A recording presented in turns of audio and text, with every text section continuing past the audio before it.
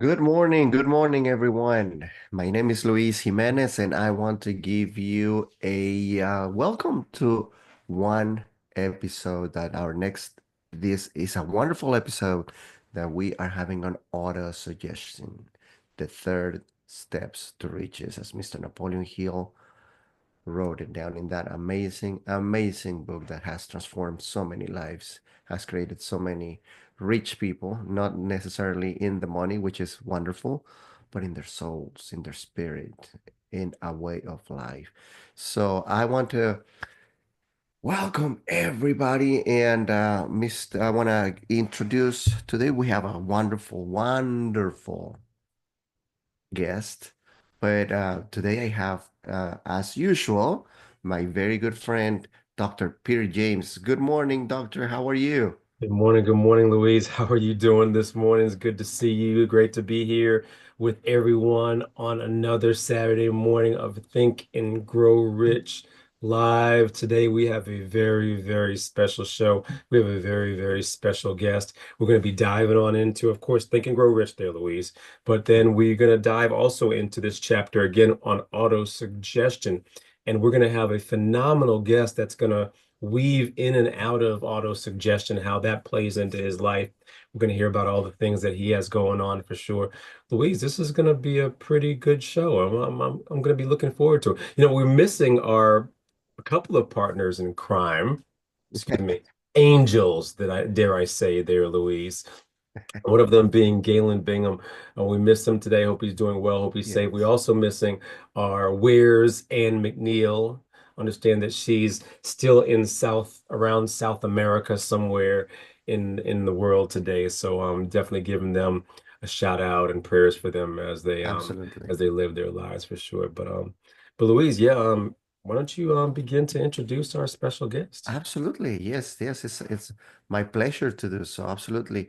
Well, our guest um, grew up in a, I'm going to give a little bit of his bio, right? So, growing up, he faced abuse, isolation, and a deep self-doubt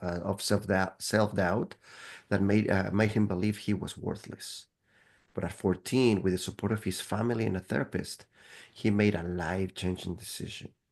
He refused to let the circumstances define him, which is one of the amazing things. This is, to me, one of the most amazing things that we can do, and I'm so happy because he is going to talk about that.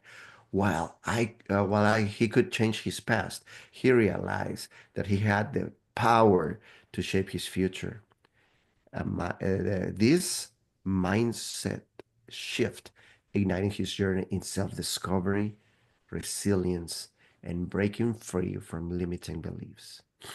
At the age of 15, after experiencing this transformative power of mindset growth, he became passionate about helping others to do the same. So 5 years later now, as a youth empowerment speaker, he has helped teens and young adults to break those mental barriers, build confidence, and take control of their lives. He believes that no matter how lost you feel, there's always a way forward. He claims that your past does not define you and your worth is not determined by others. He says that if he could overcome his darkest moments, so can you.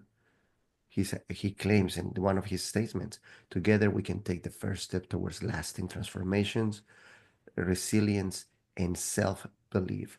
So I would like to bring Mr. Lawrence Harris on camera. Welcome, Lawrence. How are you today? Doing fantastic, and thank you for that introduction.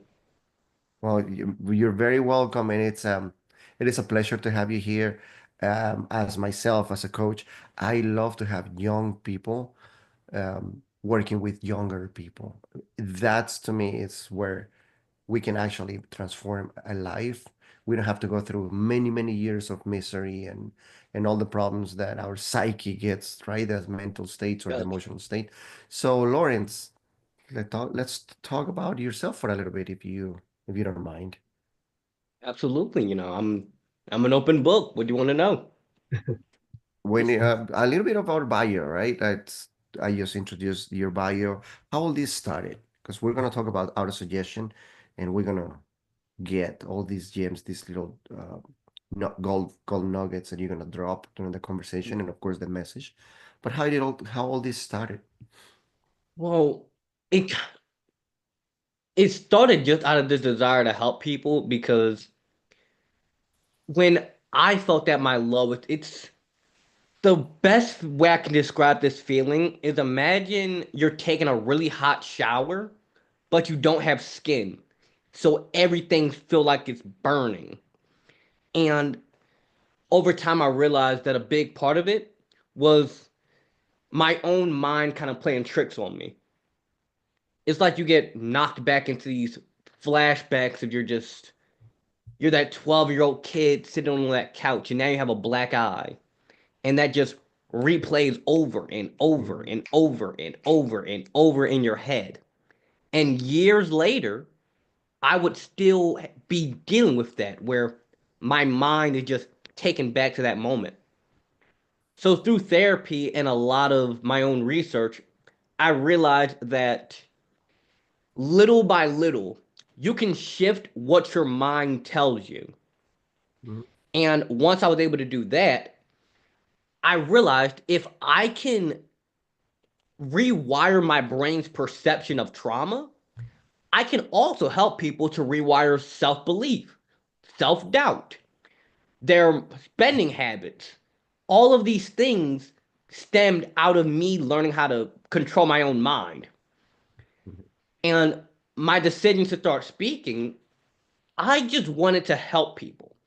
I came on YouTube and I was making videos for free. I wasn't selling any product to people. I wasn't trying to make people buy anything. I was just trying to tell people, hey, I know that a lot of people are afraid to speak up about how they're feeling.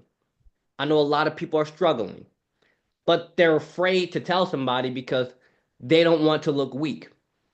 So I would tell my story. I would tell people solutions and ways that they can improve.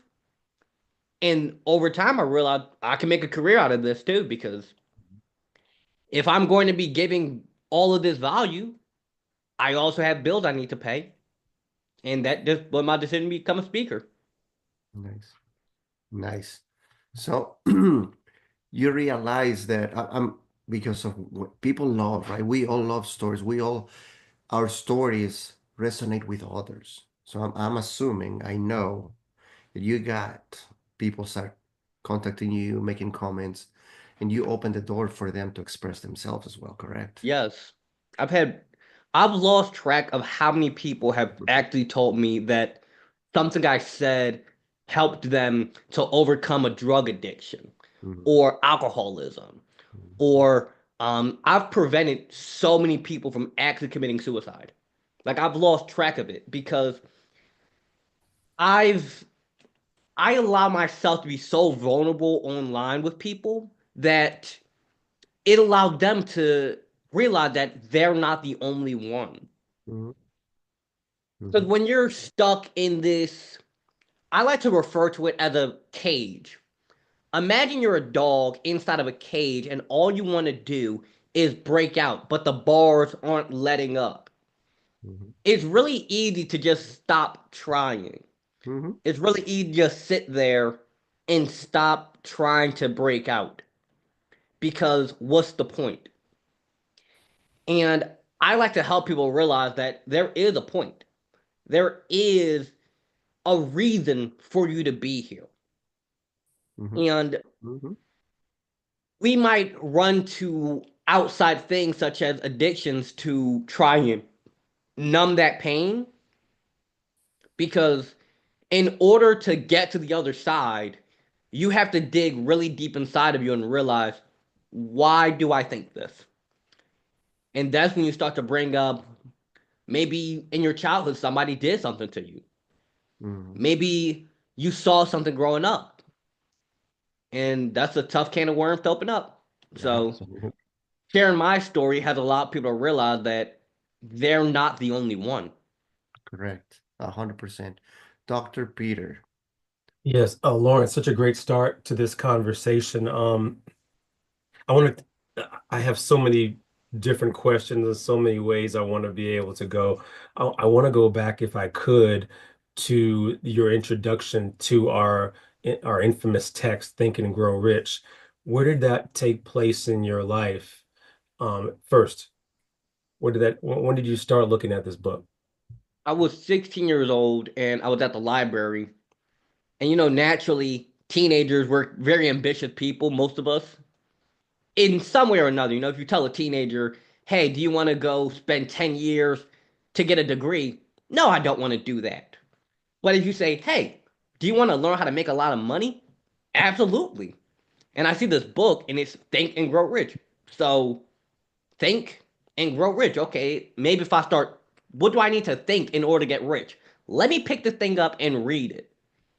And the first time I read it, I was kind of annoyed because I'm like, he's not talking about the money. Like, where's the business advice? Where's the tax information? Where's the product? So first time I read it, I'm annoyed, I'm frustrated, I put it down, and I'm like, man, this book's a waste of time.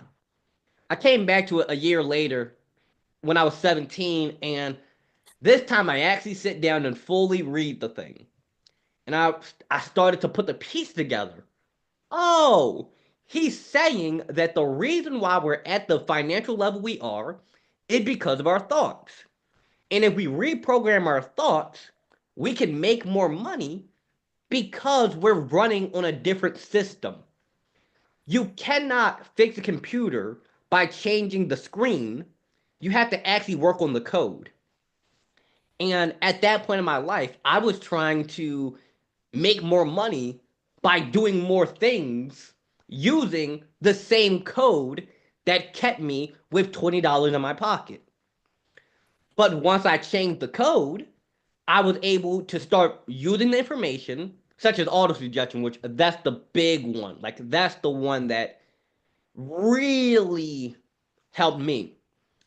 I was able to start using what he's actually talking about and started to change what I think.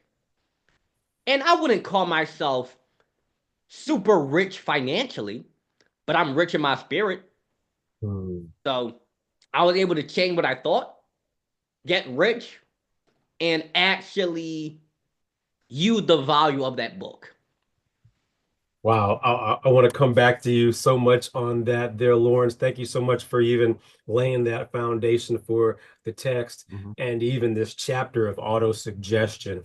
I want to, Louise, I want to bring it back to you in order to introduce our 13 principles video. Before I do, really quickly, though, I want to make sure I acknowledge everyone on YouTube land today. Miss Smitty, Carla, good morning to you all. Doretha, as usual, so good to see you. Shannon, and Johnny Lloyd, so many people providing comments already to you there, Lawrence. We're going to be coming back to them and see if they even have any questions as it relates to what you've describing and maybe even our youth of today. But before we do, Luis, do you mind heading us off for this video? Absolutely. So yes, YouTube, please drop your questions for Lawrence and check this fantastic video. It is one of my favorite videos. I can watch this over and over and over. Check it out. Number 1 is desire. Napoleon Hill said that everything starts with a burning desire, a compelling reason for doing what it is we do. Step 2 is faith, having belief in our ability to attain that which we desire. Step 3 is what we call autosuggestion. Autosuggestion simply means being very intentional about the things that we are pouring into our thoughts, into our brains, and into our consciousness. Our brains, our minds will receive everything automatically, but we have to work extra hard to make sure that the positive things are what we are feeding ourselves, because those positive thoughts are going to turn into positive actions. Step number 4 is specialized knowledge. No one person knows everything, even about whatever their particular area of expertise might be. And the value of the Mastermind principle is using the specialized knowledge of other people. Step number 5 is imagination, the workshop of the mind. Everything starts with our imagination and our thoughts. the burning desire to transform those thoughts into our reality. In order to do that, we have to take a look at step 6, which is organized planning. That is how we crystallize our desire into action, organizing ourselves. Having the thought and not acting on the thought isn't going to get us anywhere. We have the thought, we go through the organized planning to transform that thought into action. Step number 7 is decision. What Napoleon Hill said is the mastery of procrastination. Napoleon Hill said that the antidote to procrastination is simply to make a decision and then move on that decision. Step 8 is persistence. We have to have a sustained effort which is induced by our faith in order to achieve our goals. One of Napoleon Hill's books I love, even the title, 3 Feet from Gold. Those people who became rich during the gold rush in the wild, wild west days didn't do that because they were necessarily smarter or had better information than anyone else. It's because they stayed just a little bit longer. Sometimes people left when they were just literally 3 feet from gold. So hanging in there, being persistent, is step number 8. Step number 9, the power of the mastermind, the driving force. None of us can accomplish anything on our own. Everybody, I don't care who you are, from the most prominent person to the person who might be considered the lowest on the totem pole, everybody has someone who helped them get to where they are. And the power of the mastermind is being able to use those influences around us, use the thoughts, use the knowledge, use the exploration of other people to help us in achieving our goal. Step number 10, the mystery of sex transmutation. This title can be a little confusing, but essentially what the mystery of sex transmutation means is that we oftentimes in our society think of sex as being purely physical. It is absolutely physical, but what Napoleon Hill teaches us is that sex also has an emotional element, and that sex is the strongest of our desires. That if we can take our sexual energy, transform that into positive, creative influences, it can propel us to new heights. And so we spend quite a bit of time talking about the mystery of step 10, which is sex transmutation. Step number 11 is the subconscious mind, which Napoleon Hill tells us is the connecting leap between our human mind and the infinite intelligence, the source of all thought, the source of all creativity. Conscious mind, we spent some time talking about how we use that through the influence of autosuggestion and what we're feeding into our mind. Step number 12, which is the brain, the broadcasting and receiving station of thought. Final step number 13, the sixth sense, the door to the temple of wisdom. This is the final step through which infinite intelligence may and will communicate voluntarily without any effort from or demands by the individual. The principle is the apex of the philosophy. It can be assimilated, understood, and applied only by first mastering the other 12 principles. I'm telling you, this video is amazing. It gets you to think, right? So welcoming you back to Think and Grow Rich Mastermind Live podcast. So Lawrence already dropped some great information, amazing bombs, how to shift and how he started, how you, Lawrence, started changing your thinking through reading the book, right? And I have a similar story. The first time I read the book, I was like, where is it? What telling me, right? Tell me, where is this? He says in the beginning, in every chapter, he has that secret, right? Then we have to find it. And it's amazing because that's exactly what it got me. I wanted to get what is the secret formula? What is the thing? So we're going to continue, Lawrence. So that shift, when did you, how it started happening? You started refining your thinking, reshaping your mindset. When do you think was the tip point when you said enough is enough, or you made the conscious decision to change? Well, there were many because it was a very gradual process, but one that comes to mind, I'm 15 years old. I'm staring into my bathroom mirror and my eyes are just red because I can't sleep at night. I'm always paranoid, waking up every 2 hours. And I just told myself, this can't be it. Like I was sick and tired of being so sick and tired. I'm sick and tired of being stressed out all the time. I'm sick and tired of feeling worthless. I'm sick and tired of feeling like I don't matter. And the irony is that I had people in my life who told me I matter. It wasn't like I didn't have people, but my mind is at this point where you just think everyone's lying to you because that's what they think you want to hear, but behind you, they're secretly talking bad about you. Mm. My mind made all these crazy scenarios up, but I realized that I was just so sick and tired of being sick and tired. And if anything, I'm going to find a way out. Like, I'm going to figure out a way to make this better. And that's when I started diving into things like meditation, Mhm. things such as inner shadow work. I started taking therapy a lot more seriously. Mm.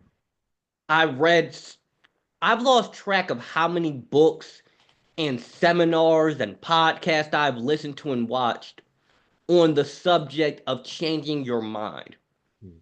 Because when I was 13, I was clinically diagnosed with complex PTSD, which have you ever seen somebody who is like a veteran and someone pops a balloon near their ear and they jump behind a couch because they think an attack helicopter's flying by? Right, right. Yeah, absolutely. Mhm. So imagine something like that, but the trigger is a lot smaller. Something like a certain color, Hmm. carpet, a black couch. I would have like a full body and mental reaction to that. And I realized that it was a mix of how your nervous system works and how your brain processes things going on around you. So I had to essentially at 15 figure out how to control the way my brain worked so I'd stop having panic attacks. And in that same process, autosuggestion, unknowingly, I began using that a lot because I would simply remind myself that Lawrence, you're not 12, you're gonna be fine, you're gonna live. Right. And little by little by little, I was fine. Yes, that's the process. That's the auto suggestion, right? And this is the thing that I'm getting right now, Dr. Peter. He was auto suggesting himself first on the negative side until he got Yes, sick of it, and then okay, well, there should be another way because I can see something, I can sense something, right? People telling me yes, this, so that was in your subconscious mind, and you yes, started going for it, correct? and the issue there that you just brought up is that Mhm. we unknowingly are more often than not giving ourselves negative Mm. autosuggestion. Oh, I can never do that because I'm not smart enough, or I'm not tall enough, or I'm not pretty enough, or I'm not this enough, or I don't have this degree, or I don't come from this neighborhood, or no one in my family's done it before. Imagine if Kobe Bryant told himself, I can never play basketball because no one in my family is an NBA star. Mhm. Or if Steve Jobs said, I can never make Apple because no one has done it before. Right. Imagine all these fantastic things we have, like going to the moon. Oh, I can never go there because it's literal rocket science. Right. Through the belief that you can and the belief that you'll be able to get there, somehow, some way, more often than not, we will get there or we'll end up a whole lot closer. Right. Right. And that brings me to the belief, right? Also that belief. Peter, I know you have a question. Yeah, Lawrence, thank you so much. This is such great stuff for sure. If I can go back to something that you even said earlier, about riches. Yes, and Napoleon Hill does such a great job of luring us in with that title, Think and Grow Rich. And you said, you know what? It starts out by being rich in my mind.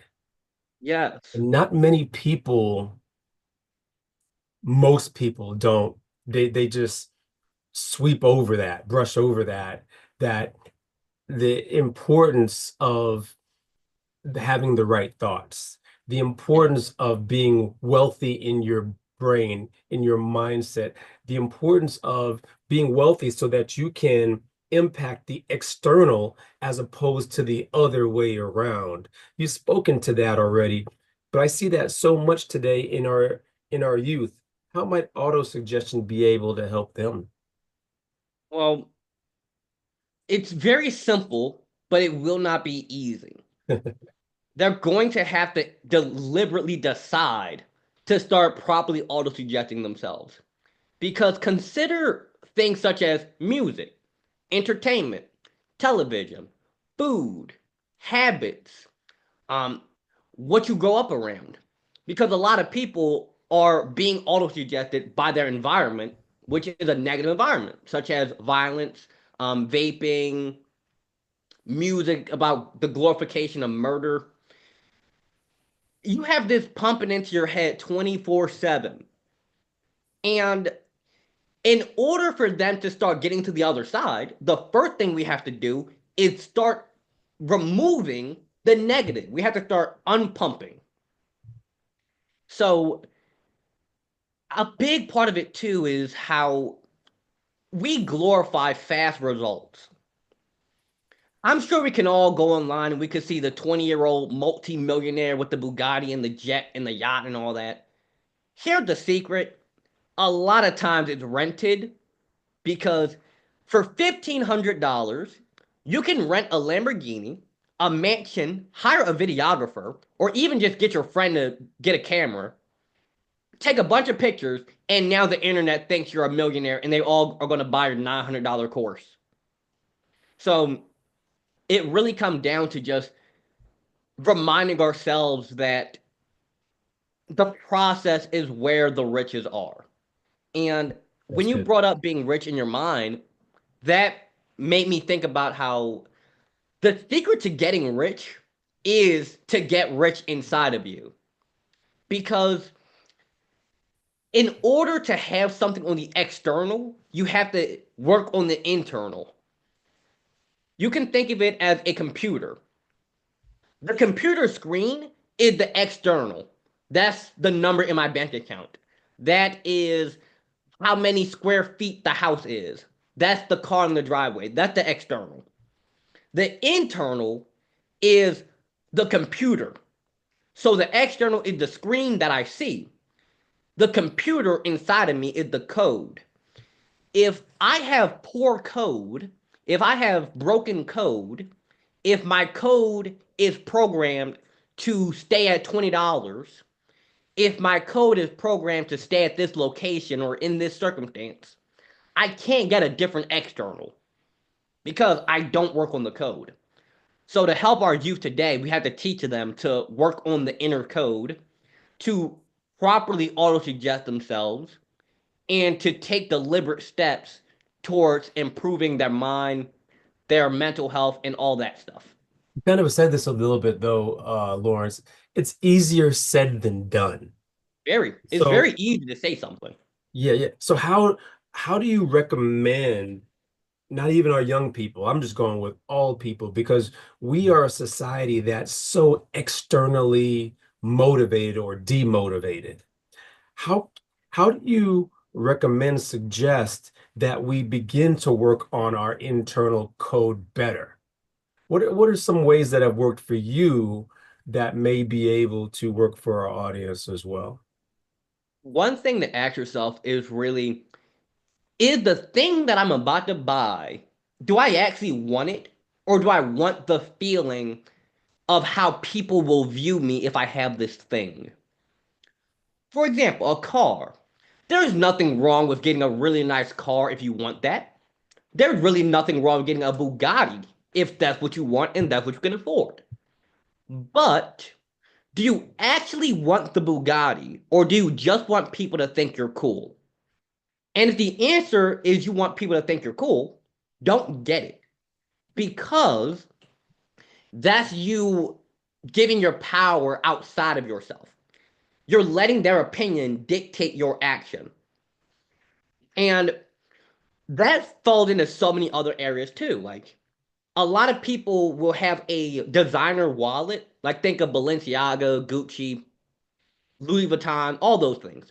They have a wallet with that costs $800, but have $5 inside the wallet because they're so focused on the external.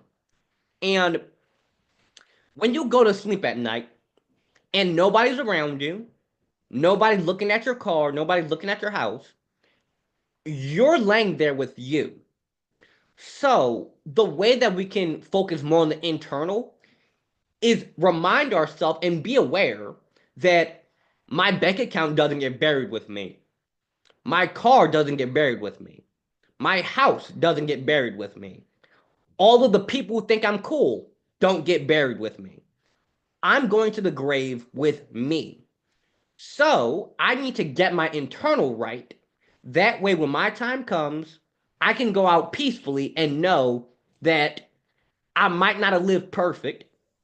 I may have upset some people, but at least I love myself. I don't love my bank account. I don't love my car. I don't love my house. I don't love the opinion of other people.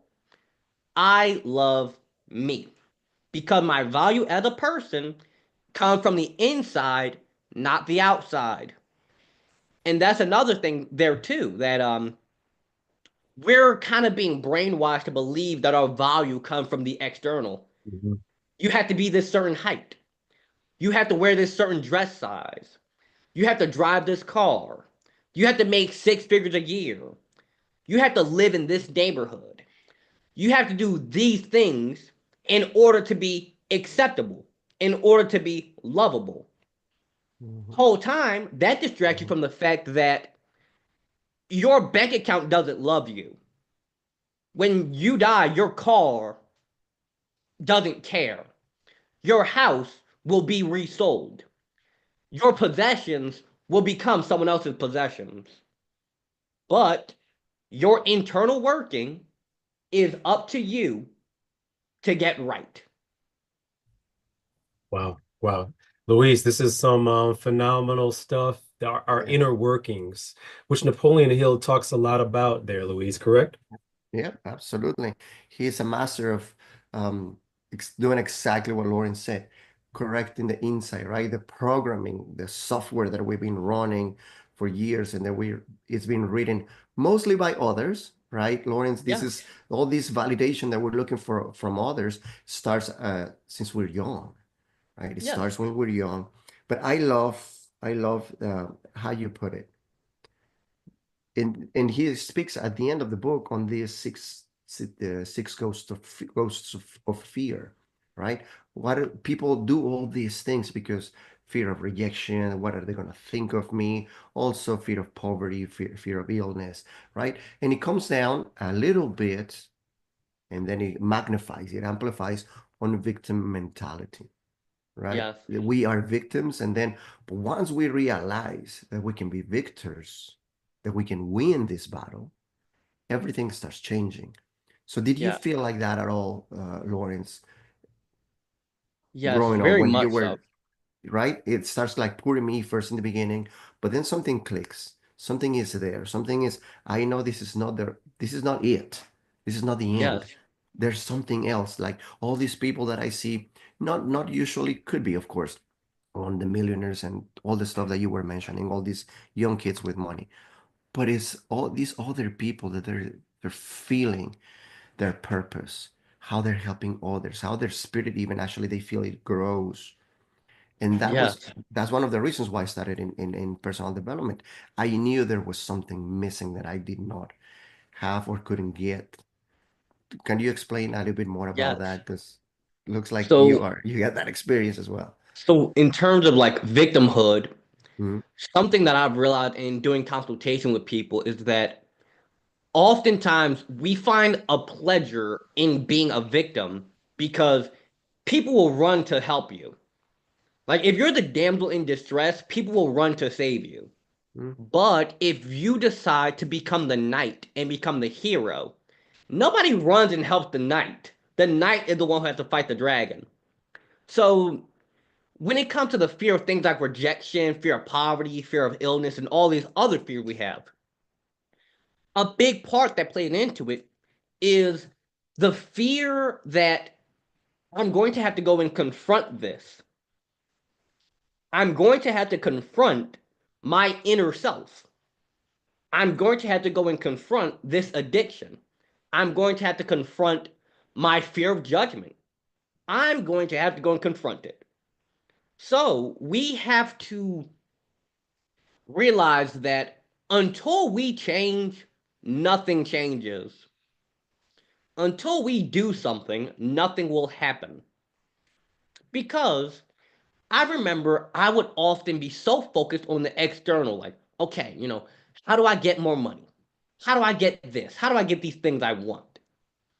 Ignoring the fact that my bank account is what it is because of me. After the taxes have been taken out and the government gets their cut and the bills are paid and all that stuff is handled, my bank account is what it is because of me. And we have to look at ourselves and realize that we are where we are because not of what we are or what we look like or where we come from. It's because of who we are. If you want better, become better. If you want to live your life on level 100, you have to be a level 100 person. So a big reason why people never take action and why they stay in that fear state is because it's easy to stay there. I stayed there for some years because it's easy to stay in fear. It's hard to become the hero, but the reward when you become the hero is you get the trophies and you get all the stuff you want. But before you can get the external, you have to feel the internal state. That's the key right there. You just talk about it, feeling. If you don't feel you're worthy, it's not going to Yes. come to you.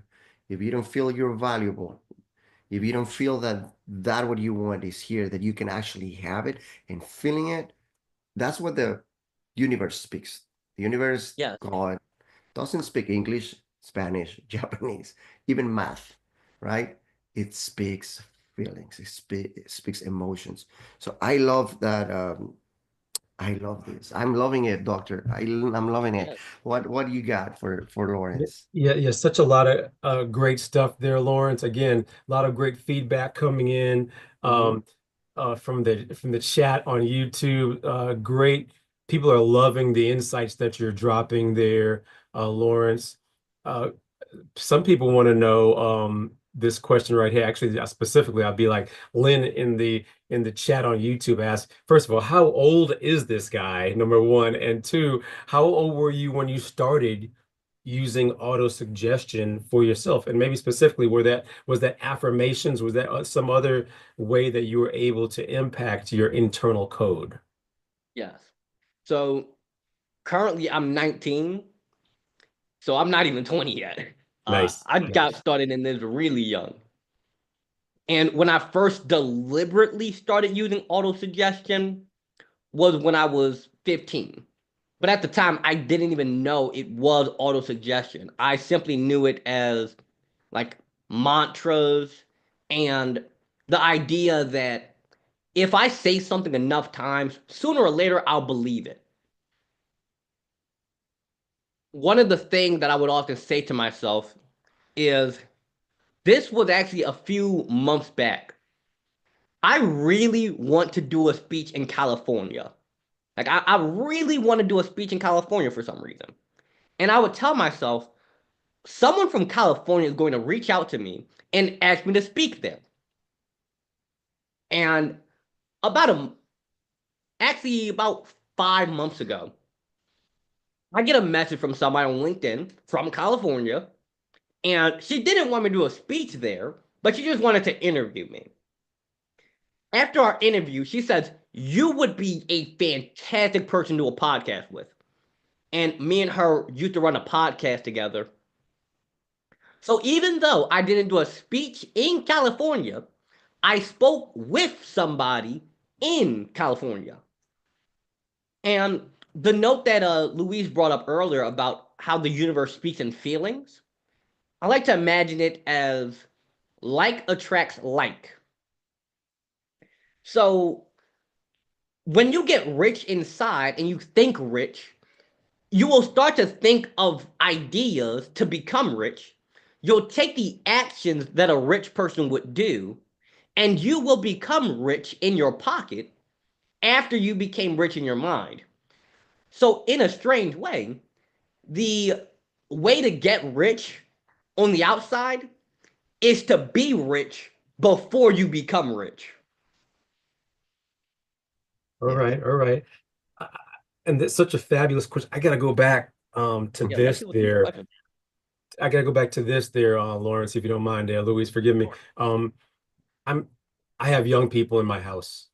I teach, so I teach with young people. Um, from your perspective there, Lawrence, what's the best way for young people to begin to adopt this philosophy when they are inundated by so much, as you mentioned earlier, they're inundated by, first and foremost, by this, Yes. right? And this captivates them way more than books, way more than anything else that we like to think is more tangible. What do you recommend? Okay. So for that, there's three main things I recommend, and they're all for different purposes. Sure. The first one is a diary, writing it every day. Because when you sit down with your thoughts and you're just writing things out, it could be as simple as, Dear Diary, today I'm feeling happy. The end. Or it could be a very detailed account of what you did that day, who you spoke to, what's on your mind, your plans and goals. Over time, by doing this, you'll start to feel comfort in silence. You'll realize that I don't need to have all the dings and rings and sounds going on around me. I can just go inside of myself and look at what's going on in here. That's step one. The second one is some form of exercise, such as yoga, running, weightlifting, jogging, um, walks, hiking, swimming, rowing, any form of exercise. Because it's been proven that your brain releases the hormones that make you happy, make you motivated, and also you will feel less physical pain. And it's all triggered by some form of exercise. This is why people who consistently go to the gym, this is something I noticed for myself. When I started consistently going to the gym, I feel so incredibly good because it triggers your brain to release the same hormones that a TikTok video would. But instead, you're getting this from something that benefits you. It's always going to build up self confidence, self love, better habits. A lot of great things are going to come from that. And the third one is stand outside if possible and just stand in sunlight for 5 minutes. Don't play any music, don't look at anything, just be there. Because we, especially young people now, with TikTok, Instagram, Snapchat, YouTube, Twitter, Reddit, all these platforms, they're designed specifically to keep you as hooked as possible. So you forget how important it is to just be present. And if you're not present, it doesn't matter how much you do. It doesn't matter how much work you put in. It doesn't matter how many books you read. If you're not present and actually fully reading the book, if you're not engaged in the workout, if you're not connecting genuinely with the people around you, it doesn't matter because you're not fully there. So to put that in a nice packed order, a diary, some form of exercise, and stand outside for 5 minutes in the sun is really good for you. Love those three things there, Lawrence. Thank you so much. Louise, before I come back to you, I would be remiss. I think this is a great opportunity. If I could add maybe a number four thing, is to surround yourself with individuals who are on the same trajectory or an upward trajectory. Yes. I like to be able to do that by especially surrounding myself with a mastermind. Napoleon Hill talks about that in Think and Grow Rich tremendously. One of the ways that we do that here is via the annual meeting. So every year there, Lawrence, and actually we would love to have you this coming year, early in 2026. We have an annual accountability meeting where we reflect and plan in all areas of our lives, not just business, not just career, not even just health, but in so many other areas. We focus on how we can continue to get better. As Lawrence has put it, how we can become rich in various areas of our lives. As an example, our health. How can we become wealthy from a health perspective? And this Think and Grow Rich annual accountability meeting is not a conference, it's not a workshop, but it's an opportunity for you to write down your goals, write down your plans, but then also be held accountable for them as you move forward. It's coming up in January 2nd through 3rd. But listen, folks, it's not too early to sign up. I'm going to put the links in the chat so that you can definitely take a look, put it on your calendar, but then also register early, because the earlier you register, it's almost like a commitment to say, you know what, no matter what's going on around that time, I'm going to commit to being there. Good stuff. Luis, back to you, sir. Yes, and I love that because yes, we are uh, goal achievers, right? Like our organisms, goal-oriented mechanisms. That's what we are. Once we set a goal, we can actually, it's easier to become successful. But that's the thing that most successful people have in common. They have goals, right? That's super important. I want to bring something because Lawrence is very young. And let me tell you something, Lawrence, you are onto something. You are extremely smart, and the way you're absorbing these principles and you're using them, which is the most delicate part of that. That's the critical part. We can get the knowledge, all the knowledge in the world, but if we don't apply that knowledge, it's going nowhere. It's useless, right? Um, but I feel maybe somebody in the audience watching this is feeling like, well, when these guys talk about these principles of following them and all that, it's too easy and all that. Well, let me get back to one thing. Lawrence was abused, had these big traumas. He had a very tough childhood. Bringing all this up, he actually told us, right? He was diagnosed with what was exactly, Lawrence, that what you were diagnosed with? Complex PTSD. So everything was triggering him. A lot of things were triggering these emotions, these things in his mind. And he's only 19, and he has transformed his life in such short amount of period of time. It is doable. This is what I'm No. loving about this guy right here, Lawrence, because in a such small amount of time, at a very young age, he has been able to make those changes. That to me, Peter, that is the biggest message so far, that you can actually do it. But he said something really important. He went full out. He was not playing around. He went deep. So you want to say something, Lawrence? Yes, because when people, because this is something that people often bring up when I'm either doing interviews or doing speeches Mhm.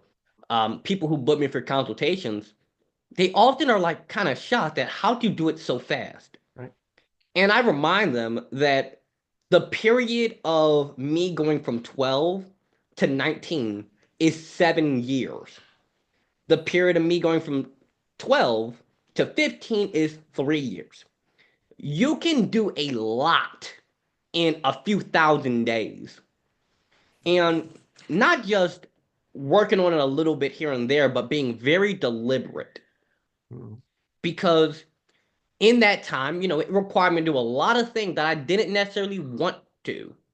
Cutting off friends that I realized, oh, these people are actually negative for my mental health. Cutting off family members. Um, Ending relationships changing what I do, like my habits. I used to spend a crazy amount of time playing video games, which, is pretty normal for a teenager to do, but I was aware of the bad impact it was having. So I took the TV out of my room and put it in the basement. And in order for me to play a game on it, I have to go into my basement, carry a flat screen TV up up 2 floors, go and get the system, carry that up, wire the thing together, move my table. Like I made it deliberately so hard to do a bad thing that now the good thing becomes easy. So I just want to let everybody know that it's possible. You can change, you can grow, you can think and grow rich. Whether that growing rich is more of a spiritual path, whether it's more of a mental health path, or obviously a financial path, a health path, you can do it. And we can find so many examples of people who have. And I just want to, let people know that I'm here. You guys can find me on all social media platforms, my website. I do consultations. I'm here to help. Thank you, Lawrence. What are those platforms that we can find you? Can you? Yes. So my Instagram is Mr.Notorious. It's spelled not Oreo US. There is a meaning behind it. If anyone wants to know that, you can DM me about it. My TikTok, Notorious University, spelled the same way as Notorious, but underscore University. And my website, lawrencecharris.com. If you just search my name, everything pops up. Wonderful, wonderful. Thank you. Yes. So I am yeah, we're landing this plane, like we like to say it here. Peter, what are your yeah, we got 5 minutes. So what are your the takeaways from this conversation with this Life is so young, rich. fine man? Life is so rich there, Luis, but Lawrence has provided some internal wealth for me for sure. And that's something that has stood out. I know for 2 weeks in a row, we've really heard messages from our guests that have identified how important it is to not be consumed by the external impacting our internal, but Yeah. instead take back control, take back power from that external influence, that negativity that's so easy to permeate, and focus on what's positive, those positive messages, those positive thoughts. Again, becoming rich internally so that you can begin to become rich externally. And that has been powerful there, Lawrence. Thanks so much for even introducing it from that perspective. Hey, folks, my name is Dr. Peter A. James. I am the high performance coach helping you to shift your mindset. You can find me on shiftyourmindset.com or on LinkedIn. One of the best ways to go about doing so these days, if I can piggyback on this conversation, is one of the ways is to not or to be focused on who you're surrounding yourself with. There's so much going on in the world today. One of the things that's being impacted a lot, you probably know someone whose career has gone a little sideways, is in jeopardy. Never fear, the Own Your Career Challenge is here. So I'll definitely put this link in the chat, but just a great opportunity to take back control. As I like to say, take back the wheel on your future, beginning on March 17th. So take a look at the link in the chat that's coming up shortly. Let me know if you have any questions. Luis, right back to you, my friend. Thank you. I am well, my biggest nugget was today. He said it. We didn't touch much on it, but it made me, I kept thinking about it. Who you become is it, once you achieve the goal to become successful, is who you become. It's not the goal itself. It's not the money itself. It's who you needed to become to get that. Yeah. Right? So to me, that was the biggest one. My name is Luis Fernando Jimenez. You guys can find me on all the platforms as well as Luis Jimenez Coaching. My website is luisjimenezcoaching.com, and I love to help athletes with their mindset. As a 14-time world champion myself, I have developed methods to help people out there. If you know yourself or anyone that you know want to excel more on their sports career or in their business career, because these principles work in every single aspect of your life, I am here to help you. You can find me anywhere else. So thank you so much. Lawrence, one final thought, my friend. You're muted. Thank you. Yeah. I'll just close it out with the fact that you're never too young to start. You're never too old. We all have the power to change ourselves. We all have the power to change our life. And like I mentioned earlier, I post the kind of conversation we're having now. I put these out there for free. You can also do consultations with me because I've helped so many people solve problems that they've been trying to figure out for years and years and years. And a 5-minute conversation with me changed their life. And just remember, I'm here to help. Yeah. The images on my website, don't mind those. They're updating. No worries. Yeah. No worries. But But I want to bring something up. You have a book. You're an author, right? yeah, I'm also an author.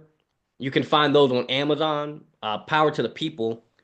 That one talks about improving your mental health, which then is going to have an impact on your financial, which is then going to have an impact on your biological health because you need money for healthy food. You need a healthy mind to make healthy decisions, and you need a healthy body to go throughout life. Correct. Correct. Wonderful. Well, you can find it on Amazon. Peter, it was a pleasure to have you here, and thank you, Miss Anne, for being here. To all the people on YouTube, guys, you're fantastic. Share this episode. It is a lot of insightful, great information, and I will see you guys next week. Thank you, Lawrence. Thank you, Peter.